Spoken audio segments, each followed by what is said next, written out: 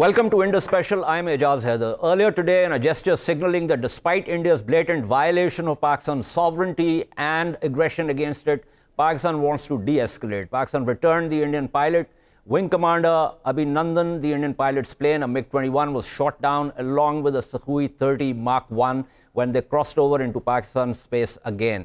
Tensions between Pakistan and India remain very high. Still, Indian Prime Minister Narendra Modi's initial gamble having failed, reports suggest that the Indian government has given carte blanche to Indian armed forces. In a related development, India on Thursday removed Air Marshal Hari Kumar from the post of Western Air Command's Air Officer Commanding-in-Chief and appointed Eastern Air Command Chief Air Marshal Raghunath Nambiar to Western Air Command. However, Indian news sites suggest that AM Kumar has retired and has not been sacked. We will also discuss Prime Minister Imran Khan's policy statement in the National Assembly yesterday, focusing on why it is important for policy statements to be carefully crafted, given the implications they can generate. We will also discuss the Afghan peace process in light of the statement put out by the Taliban. But let's begin with India-Pakistan tensions, and I have with me Mr. Fahd Hussain, who is Executive Director, News Express News, and also Dr. Sikander Shah, who is an international law expert and also teaches international law at the Lahore University of Management Sciences. Fahd, give us a sense of why do you think this was decided? And, you know, interestingly enough, it was after the Prime Minister had given the policy statement and actually sat down that he realized that, oh, he has to stand up again and say that they've decided to return the pilot. Well, I think the way that the situation was unfolding and Pakistan had come out on top after the Air Force downed two aircraft. So I think we had the momentum, and we were also in a good position to try and de-escalate the situation once we had established that we were no pushover, as many in India were expecting us to be. So I think this was the best possible move, releasing the captured pilot to signal a very positive sentiment from Pakistan, as well as to de-escalate the situation and perhaps take the initiative away from India, if at all they had any initiative left. So it was a masterstroke, caught everybody off guard. I think it triggered a very positive reaction from all over the world. And I think it has created the kind of goodwill for Pakistan, which is going to come in very handy that we are grappling with the diplomatic side of this crisis. Okay, so normally when this kind of thing happens, it is not before the cessation of hostilities that the prisoners of war are returned. In this case, you're saying that we did not really wait for that because apparently there are still no signs and tensions are still running high. Absolutely. I think in the normal course of events, it was unlikely that the prisoner would have been let go so easily. There were many options that Pakistan could have exercised, including holding on to the prisoner, perhaps bargaining him for some other accommodation from the other side, etc., etc. So I believe there were a number of options, but this particular option was used as a preemptive strike, so to speak. Okay. And I think it completely punctured any balloon that India may have been inflating for the next step. And I think that way, at this particular time, this was the right thing to do. Okay, but talking of inflating balloons, I'm sure you have to keep a very close watch on Indian TV channels and the Indian media. Since the announcement that we're returning the pilot, they have actually been saying that, oh, India read the right act to Pakistan and Pakistan has been brought down to its knees and we've forced Pakistan to do this, that or the other. Is this like sheer sort of course it's propaganda, but it doesn't seem that, they are impressed with this gesture. Well, the Indian media may not be impressed, Ejaz, possibly because I think if they realize that not only do they have egg on their face, I think they have an entire omelette and probably some mud also. Okay. I think Indian media has committed professional suicide. They have been intellectually and professionally dishonest the way that they have handled this entire episode. In my opinion, they are the biggest villain of this whole process. They lost credibility, they've lost faith, and they've lost trust. So at this particular stage, I think they have no other option but to say this. And I'm not surprised. And I'm 100% sure that once the dust settles, people will turn on to the Indian media for the despicable role that they've played in this entire episode. Absolutely. I think that has also already started happening, even by some sane and discerning Indian commentators. Thank you so much. That was Mr. Fan speaking with us. Sikander, again, return of the pilot. We'll begin with that. As I said, essentially, if hostilities have ended, then yes, under the Geneva Conventions, there are, there's a whole sort of slew of legal instruments that cover all this. But it seems to me, as Fahd was saying, and I agree with him, that we decided that in order to de-escalate, in order to remain one-up diplomatically and to be on the moral high ground, we decided to return him. Do you agree with that? I think they decided to return him for sort of diplomatic reasons, and as you're mentioning, that strategically it might be the right move, and I agree with that. I do feel we didn't, as you pointed out, we didn't have a legal responsibility to return him, because well, that's an important point. Right, yeah. right. So we were not burdened by any such responsibility. No. In fact, the Geneva Convention, the Geneva Convention, the third Geneva Convention is clear on this, that upon the cessation of hostilities, that's when your sort of obligation is triggered. But also, I want to point out, Ejaz, that if India is arguing the third Geneva Convention, they're also in a way recognizing our right to retaliate in self-defense, because the third Geneva Convention is applicable at the point in time when there is an armed conflict, and because India used force and we responded to that force, and then they're arguing the application of the third Geneva Convention, they are recognizing our right of self-defense, which is an important point, because India argued also preemptive self-defense, preemptive use of force for self-defense, which is not a recognized principle in international law. And naturally, once they use force on us, our right, they were the aggressor state. So when we use force, that was a legal exercise of use of force. So I think you cannot detach their arguments about this being a prison of war from their implicit recognition of our right to retaliate. And there are other provisions that are applicable, which are also, I think it's important to sort of point this out. Are you sure that our policymakers are aware of this very nuanced point that you're bringing up? I don't think they are. I think, as you were pointing out, that the language of the public statements that are coming out both from the Foreign Office and from the from government are indicative that they don't recognize these differences. For example, classifying the Pulwama attack as an act of terrorism is completely wrong. We have to understand that irrespective of what's happening right now between India and Pakistan, the real issue is the Kashmir issue, the right of self-determination. One of the things that I said in my introduction about the Prime Minister's speech, and frankly, I've been saying this for a while now, that policy statements should not be ad-libbed. Because ad-libbing, no matter how good a speaker one is, one tends to ramble, and rambling is not what is required, because whatever you're saying, every word that you're using, every comma and full stop, every subclause has legal implications. The Prime Minister should have had a written text drafted by relevant experts and redrafted and redrafted until it was without any lacunas at all.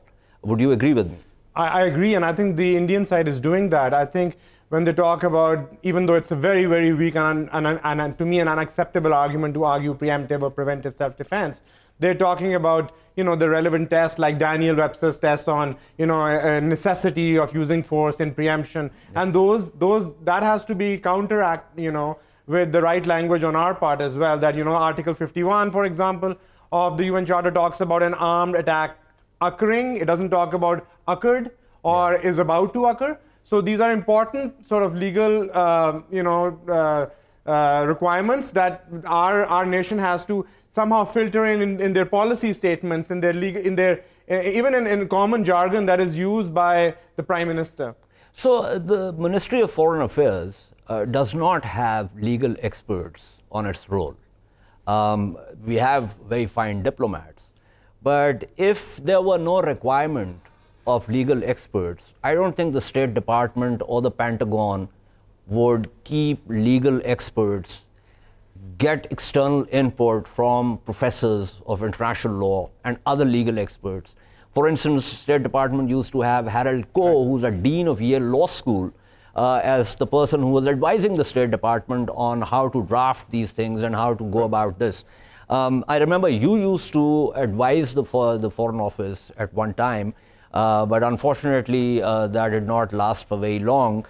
How significant and important do you think it is to have a proper legal expertise situated in the Ministry of Foreign Affairs? I think it's absolutely necessary, not just, it has to be robust, it has to be big, and there has to be... And it should be institutionalized. Right, right. And also there should be other ministries that liaison with the foreign ministry. They should have lawyers. In foreign countries have lawyers stationed in embassies, bigger than what we have in our Foreign Office.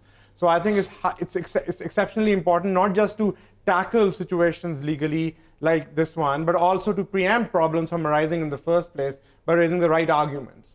So, of course, we can only do a program. We can also write about these things.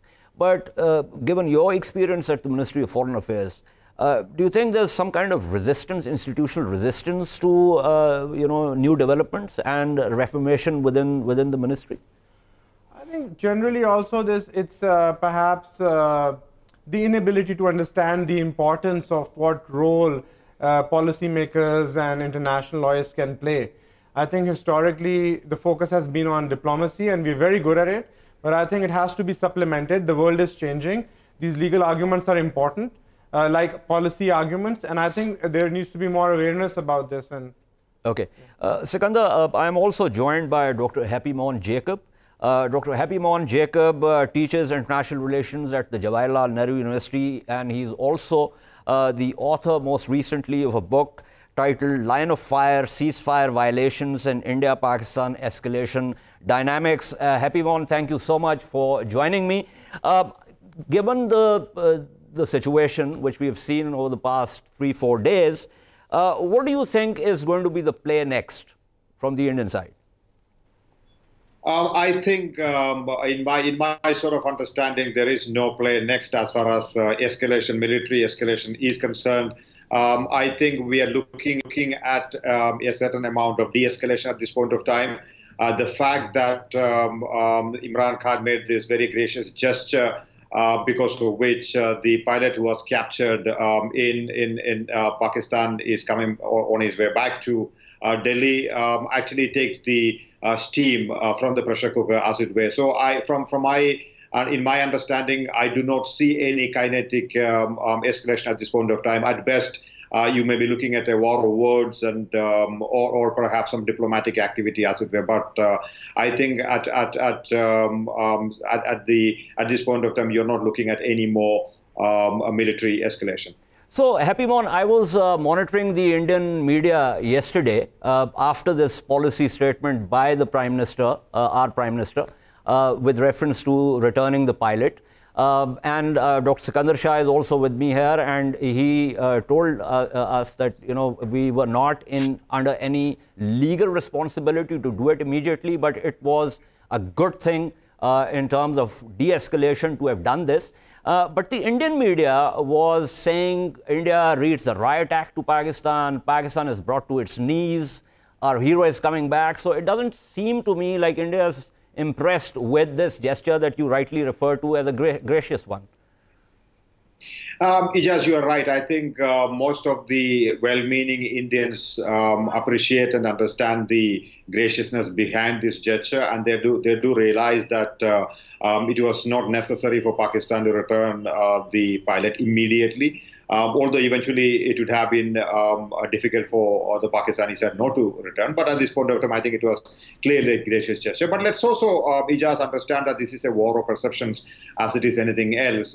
You're looking at a face saver for all parties involved here. Clearly, Mr. Narendra Modi and his party, the Bharatiya Janata Party, that's going into elections not very long from now, will have to sell an argument to the Indian public, as it were. So I think when I look at the media scape here, I am not really astounded at all. We have been used on this side. And occasionally on the other side, I do not follow your media that closely. This kind of chest thumping and grandstanding, but I think that is for that is the poor man's grand strategy, as I see it. This is not how states should make policies. This is not how governments should make their policies. So don't take that too seriously. It's a battle of perceptions. Okay, no. Okay, so what you have said essentially brings me to my next question, Happymon, because you are someone who has been an avid watcher of not just India, Pakistan. You also teach these subjects. You keep a very close watch on military capabilities also. Now, we know that the Indian military is a very professional military. So I have just been trying to get my head around how this entire thing was planned, because it seems to me that there was possibly a miscalculation. Now, give me a sense of why you would think that professionals in the Indian military could have suggested something like this, or was it just politics trumping military professionalism? Well, I think, let me sort of put certain facts on the table as I see it. I think there was a certain amount of anger when you had this incident in Pulwama, notwithstanding the fact that the boy was a Kashmiri local and there is a raging insurgency in Kashmir. I've been writing about that. So, notwithstanding that fact, there was a certain amount of national anger, and when Jaish-e-Mohammed took responsibility of that, the government was sort of also pushed to the corner, thanks to also because of its own past rhetoric. So it had to be seen as doing something about it. Now, by going into Balakot in the Khyber Pakhtunkhwa province, by striking deep inside Pakistan, in my professional opinion, as a student of strategy, I would say that was a miscalculation. I would say that was probably not the wisest thing to do. Probably the Indian side was emboldened because in 2016 September, when the surgical strikes were carried out, there was denial from your side, and also there was no reaction from your side. So this, then they probably did think would not be reacted to. For the first day or so, there was no reaction from your side. In fact, the Pakistani side did say that no such attack took place. There was also confusion about Balakot versus the Balakot in Poonch Rajouri region. So, but having said that, if I were to be advising the Prime Minister here, I would not have advised him to sort of go ahead and strike deep inside the Pakistani territory, which, in my sort of opinion, would invariably attract a retaliation from that side. So I would say this is a mix of several things. This is the mix of the election that is upcoming. This is a mix of the sort of national anger that you see here. This is also a mix of probably a belief that even if the Pakistanis strike back, what are we looking at? We are looking at the Indian side trying to set a precedent that you have a terrorist attack in Jammu and Kashmir. The Indian side will sort of break the taboo and go one step further and sort of strike deep inside Pakistan, even if it means that Pakistani side strikes back as it did this time against the Indian side. Even if it means that, what it's essentially, one could make the argument entails, is that, hey, we have responded to a terror strike. Even though it means escalation to some extent, we may not have necessarily achieved what we did. So even in this sort of madness, there is, I think, a certain logic to it. But if you personally ask me, I wouldn't advise to take that logic. But I think there is a certain logic coming out of this rather disconnected arguments, as it were. Okay, so here's my reading of the situation, if I might. Since you gave the example of the September 2016 surgical strikes, those were fire raids. They didn't really achieve much. We did not think that we needed to escalate. And if you recall, the next morning, the Indian Director General Military Operations read out a statement, first in English, then in Hindi, in which he also said that he was in contact with his counterpart and that he had informed the Pakistani military that they did not want to do anything further. So that could have been one of the reasons for why that particular thing did not escalate. But in this particular case, as you know, if we look at the chronology, it was very clear after India said that we will do something, that there was a policy statement by the Prime Minister of Pakistan after the National Security Committee's meeting, in which it was said that we are prepared to investigate what happened in Pulwama. Having said that, if India tries to do some kind of military adventure, we will strike back. So it seems to me that India did not really heed that particular part of it. So the first part was a signal that we do not want escalation, but the second part was a very clear signal that we have the capability and the resolve to act in self-defense if you aggress. You're right. I think to the first part of what you said, which is basically in September 2016, you're not talking about any major strikes, as it were. In fact, the book that you just referred to, I mentioned several such strikes having been carried out by both India and Pakistan.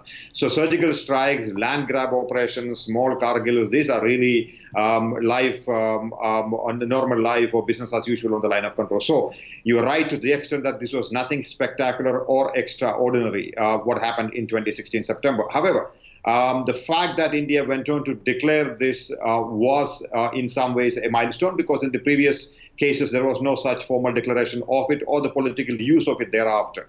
Having said that, moving on to what happened recently, it may not have achieved anything professionally. You are right, there was a certain fig leaf, as it were, coming from Imran Khan's side. He did offer to investigate into it, although I would personally say there should have been more done about it, because you have an organization that owned up responsibility for it.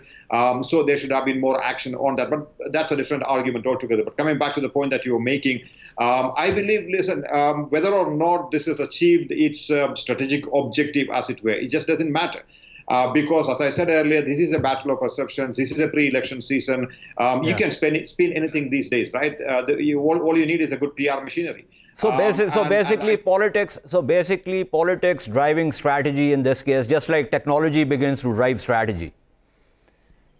To some extent, yes. I think the political compulsions may have created a strategic requirement or a strategic action, as it were. Okay. But I wouldn't go to the extent of saying that there was a certain disconnect between the war planners and the political class. I wouldn't suggest that. Okay. Okay. Final question before I let you go. Since I mentioned your book, give us a quick sense of what the escalation dynamics is. Right. So the traditional argument has been in the popular literature and in the academic literature is that only spectacular events, such as what happened in Pulwama or such as what happened in Uri in 2016, these kind of terrorist attacks typically lead to escalation between India and Pakistan. So I looked at the data going back to 2002 up until 2017 and 18. So 16 years of data for both ceasefire violations and for escalation, military escalation, political escalation, and diplomatic escalation. And I sort of put the data together. And I argue that there have been several cases. In fact, I cite 8 specific cases where even though the escalation was not triggered by a terrorist attack, they were triggered by what happens on the line of control. So what happens on the line of control does not remain on the line of control anymore. So ceasefire violations, which happen, and again I argue that ceasefire violations are a result of what I call autonomous military factors. They are not, as your side says, unprovoked firing from the Indian side, or as the Indian side says that, hey, ceasefire violations are a result of terrorists being given covering fire by the Pakistan army. That is a minuscule of what happens there. It is an entirely different dynamics. And I say that this autonomous military factors lead to ceasefire violations. So these ceasefire violations triggered by autonomous military factors can then cause serious escalation between India and Pakistan. So if we think that central decision makers in a rational actor model try and dictate escalation dynamics, we may be taken in for a surprise. That's the argument that I'm trying to make. Okay, that's a very interesting argument. I look forward to reading your book. Thank you, Dr. Happymon Jacob was talking to us. I'm going to take a short break, Sikander, but before I take that break, I didn't object to Happymon's use of the word terrorism, because obviously as an Indian national, that's their narrative. But as I said earlier, unfortunately, that's the same kind of thing that we're doing at our official level. That's correct. I think there's nothing terrorist about what happened there. It was, for instance, Uri also. Right. Uri was a military camp. Right. The 19 people who were killed were all soldiers. Right. And I think as far as the international law provisions are concerned, a hard target is not just a soldier who is ready for battle. He can be attacked anywhere until such time that he is associated with a uniform. That's right. I mean, since while occupation is ongoing, while there is an internal armed conflict, whichever way you define it in India, soldiers, combatants can be targeted as long as they are actively engaged in hostilities. And actively engaged in hostilities would mean traveling on convoys, residing in messes, in military installations. Those are all valid targets. Those are all valid targets. On this note, I'm going to take a short break, but at the end of the break, we will continue with this discussion and also wrap the program with what's happening in Afghanistan. Stay with us.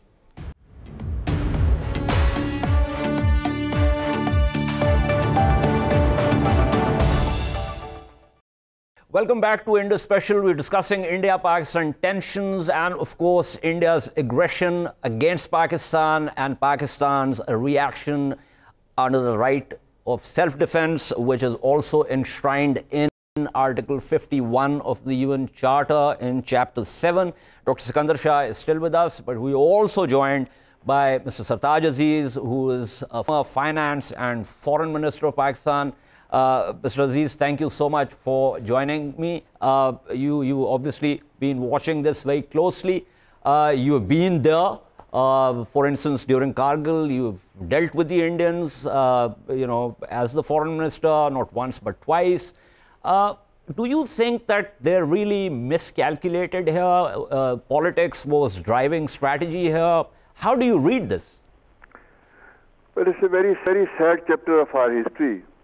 And particularly when the history of this period is written, it will be recorded that the Indian government, particularly Prime Minister Modi, tried to create a global crisis and the possibility of a nuclear war for his political ends for the sake of the next election, particularly because they were losing in several states, and therefore people were predicting that something like this will happen to give him a boost in the election campaign. So this was really, and the second miscalculation, of course, was that if they do something to boost the morale of their people and show that they punish Pakistan for the Pulwama incidents, which they blame on Pakistan without verification, without any evidence, within half an hour of the incident. So obviously it was orchestrated like that.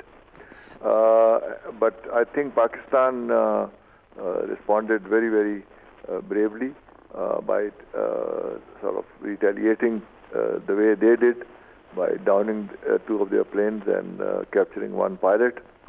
And this sent a clear message, two messages. One, that if India does whatever they do across the border, they'll get a befitting response. But I think the more important thing for the future is that the whole world once again realize that Kashmir remains a dangerous flashpoint between two nuclear powers, and therefore, in the long run, it must be solved. So this, I think, could be an opportunity for Pakistan. But in the meanwhile, the danger has not disappeared. Right now, Pakistan, also by the befitting response and the decision to release the Indian pilot, has achieved a diplomatic sort of victory in this respect, and also talking of peace. But unfortunately, their media and the BJP still continues to harp on the tone. And their narratives doesn't seem to have changed over years. That as long as Pakistan keeps sponsoring terrorists, we'll go on doing what we are doing. Mr. Aziz, thank you for referring to the Indian narrative. I was going to come to that and ask you that, and as you know, because until last year you were there, you were dealing with all this yourself as a practitioner. The Indians have always tried to steer the gaze away from the central issue of Kashmiri's right to self-determination by making it about quote-unquote terrorism and India-Pakistan problem. Now, their narrative, of course, continues. But before you joined me, I was asking Sikander this very thing, that the two speeches made by the current Prime Minister, Mr. Imran Khan, and also the policy statement on the floor of the House, he also referred to the Pulwama attack as a terrorist act. Now, if we were to say that, not only would we be playing, in the hands of the Indians, but we would also be tacitly accepting the fact that, yes, there was an attack, which was a terrorist attack, and therefore India is perhaps within its right to invoke preemption and through preemption the idea of self-defense. What would you say to that? Well, I think Arundhati Rai had just written a very incisive article on this subject. Correct. And she has kind of in it is Huffington Post article. And she says that the starting point is wrong because the people who call themselves Mujahideen and everybody else call them freedom fighters has been labeled by India as terrorists. Correct. So that is where the problem starts. The second thing is that the way they have carried out repression, particularly in the last few years after Burhan Wani's shahadat in 2016, the reaction has gone very, very intense, and therefore this is a retaliation of the freedom fighters. The third thing is that in the last few days after this, whenever even the recent past, the slogans of Pakistan Zindabad are growing. Correct. In Pakistani Kashmir, Kashmiris were putting garlands on the soldiers. So there is something in the ground situation which India totally refuses to accept. That this is a movement that is very genuine, which is a movement which is in line with the UN resolutions, and they are trying to solve it by military means and by changing the demography of Kashmir, and this is not going to work. So I think if you keep these factors in view, it is obvious that the Indian narrative is meant to suit them politically, and Pakistan did have a certain, in the Afghanistan context, certain sort of complaints by the others that we are, and of course Pakistan has suffered a lot because of terrorism. But they said that yes, you have tried to take action against those terrorists that were against you, but not those that were fighting Afghanistan or trying to help the Kashmiris. Yeah, but these are totally separate issues, because Kashmir is a disputed territory. It's about the people's right to self-determination, which is an inalienable right. Afghanistan was attacked and occupied by foreign forces. So, the people there who are fighting the US-led coalition. And then, of course, there are people here who attacked us and attacked the children and the soft targets and bomb blasts and the rest of it. And by every definition of terrorism, they are terrorists. So I think taxonomy is important here. Wouldn't you agree, sir? Yes, it is. But I think now the important thing is that in the last few years, the Operation Zarb-e-Azb versus Radd al-Fasad, our policy has undergone a decisive change, and we have successfully tackled the issue of terrorism. Now, there are, and India itself indulges in terrorism in Pakistan and elsewhere. So what about those camps and what about those factors? So I think now there are two things that we have to do. One, to counter the Indian narrative, our own reality has to be brought out more clearly that, look, Pakistan is in our own interest that we do this, but it will take time, and we are going about it. And secondly, that the underlying Kashmir issue cannot be wished away by India, either through military action or through these kind of repressive measures. and therefore some solution is needed. So I think once again, just like after the 98 nuclear attacks, there were this feeling of, that Kashmir should be resolved. There is a renewed opportunity for us to clinch and try to promote it. Okay, thank you so much. That was Mr. Sartaj Aziz, Pakistan's former foreign minister, and also once finance minister, speaking with us. Sikander, Mr. Aziz, of course, is a very, very suave and savvy scholar also, in addition to being a politician. But I'm afraid the way he was positing it, once again, leaves maneuvering space for India. Because when you say, well, we have to tell the world that through Zarb-e-Azb and then Radul Fasad, we are doing a lot about terrorism, the moment you juxtapose this or place it alongside what's happening in Kashmir, it begins to create that impression that India does have a case here. So my sense is that this is something that we need to avoid like the plague. Yeah, I mean, I totally agree. I think that, again, it requires an understanding of the law, that there is a history to the UN and the resolutions on terrorism, and you can see this balance playing out where they are basically defining terrorist acts but not defining what is terrorism.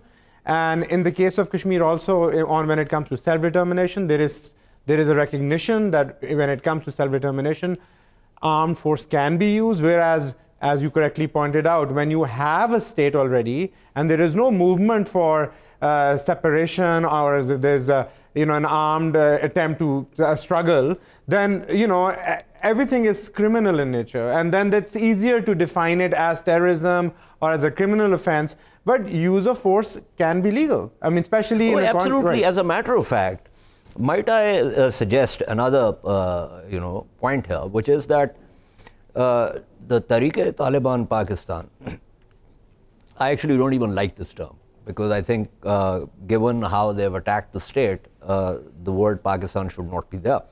But this is not a secessionist group.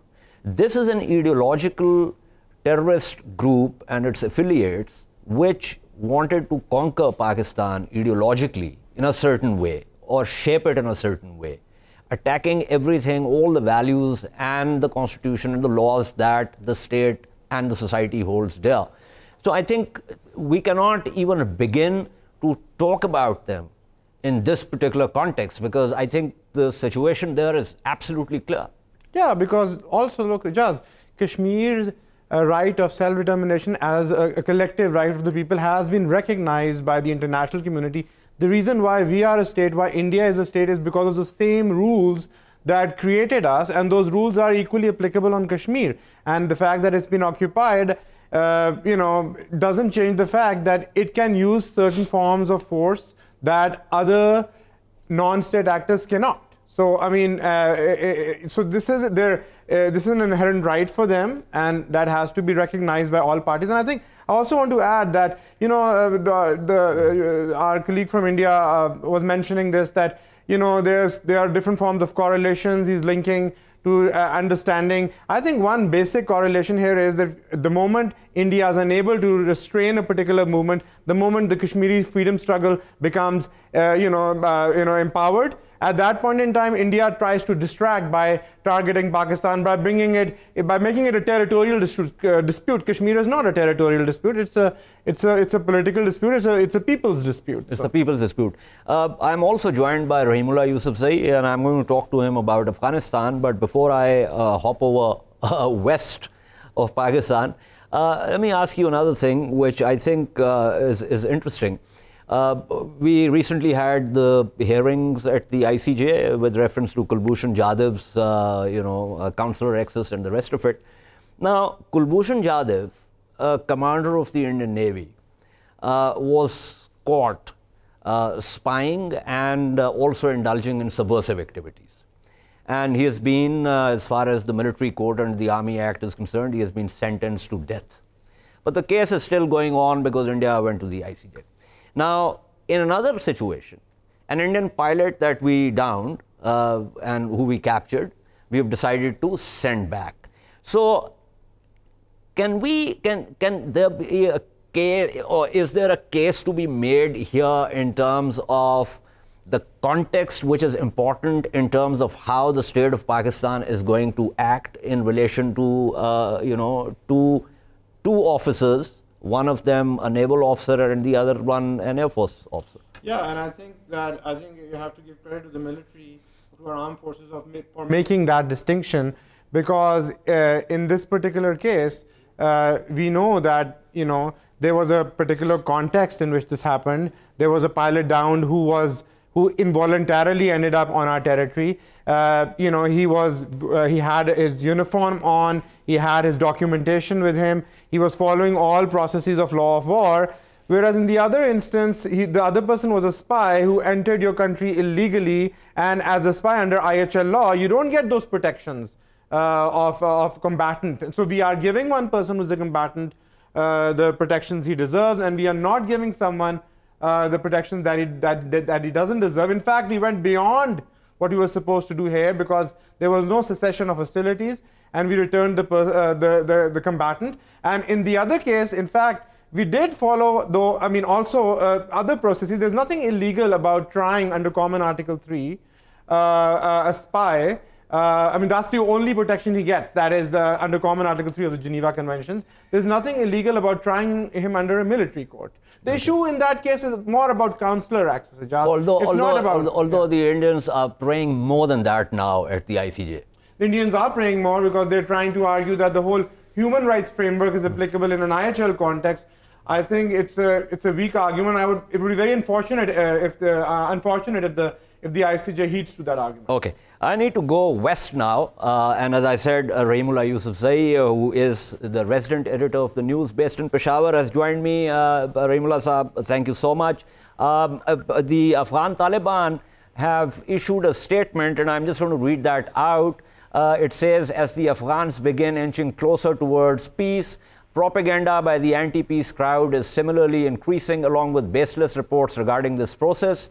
No talks have been held in the meetings regarding an interim government and elections, nor has the US side proposed anything regarding staying in Afghanistan for 4 or 5 more years.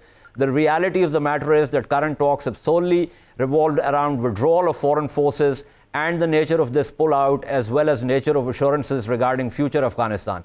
Any other reports and rumors in this regard are fabrications, unquote. Rahimullah Yousafzai, what do you think of this statement? I think Taliban have been trying since day one to focus on just one issue, that is the withdrawal of foreign forces. And then the Americans, wanted some guarantees in return for that. They wanted that there should be no attack against the U.S. or its allies from Afghanistan's soil, as it happened, they say, in 2001.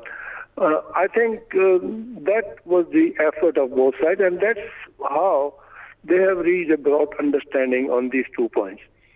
But I will not be surprised if the Americans also raise other issues, or Taliban raise other issues. For example, Taliban could, say, and they have been saying this, that the names of their leaders should be removed from the UN Security Council blacklist so that they can travel for negotiation. Some of their leaders who are part of the 14-member negotiating team, they are sanctioned. Also, Taliban had been demanding the release of their prisoners. They also had demanded that they should be allowed to open a formal Taliban office in Qatar. I will not be surprised if these issues also come up during discussion, maybe informally, because the Americans, have a commitment with the Afghan government that eventually the Afghan government will become part of the peace process of the negotiations. So they cannot, leave them alone or, not involve them. But I think something new will happen, which is a proposal by Zalmay Khalilzad, and I think it's a very valid proposal. He knows that there are differences within the Afghan system, the government and the opposition. The opposition met Taliban leaders in Moscow. The Afghan government was not there. Now, I think Khalilzad is saying that why don't they have one common negotiating team and a national, group or whatever, and they should talk to Taliban, not the Afghan government alone. I know this will not be accepted by Ashraf Ghani or Dr. Abdullah who are in power, but I think this is how this issue can be overcome. That seems to be very interesting now, and I totally will be working behind the scenes. I totally agree with you, but I totally agree with you, Rahimullah Yousafzai. I think that's a very interesting proposal. But I also agree with you that it's very unlikely that the current government, whether represented by Ashraf Ghani or by Abdullah, is going to accept this. Now, in the event of their non-acceptance, how do you think this proposal could come about or actualized? Yesterday's tweet by Zalmay Khalilzad was very optimistic. He said some progress has been achieved on this proposal. So there should be a joint, national negotiating team, which obviously will include the opposition as well. I think, this is being now, discussed, and I will not be surprised if eventually there is some agreement, because after all, even the opposition people have been in power and they intend to come into power again. So I think that, this is a possibility. The Afghan government may have the, leading role in these talks. They will represent the government, but then you can't ignore people like Hamid Karzai, Muhammad Hanif Atwar, Yunus Kanuni, Noor Ahmad Noor. All these people, Atta Muhammad Noor, were very important in their own areas. So how can you ignore them? Also the Shia leader Muhammad Muhakkik. Yeah. They were all in Moscow. So I think that this can then overcome the Taliban opposition to negotiating with the Afghan government. And this can be the way forward. But I think first the two sides have to agree on a timetable for withdrawal, and Taliban have to offer guarantees, solid guarantees that they will dissociate from the other militant and terrorist groups. Okay. So there's going to be a quid pro quo. Thank you so much, Rahimullah Yousafzai, for talking with reference to Afghanistan. This is all for today from Indus Special. We shall see you next week. Until then, it's goodbye.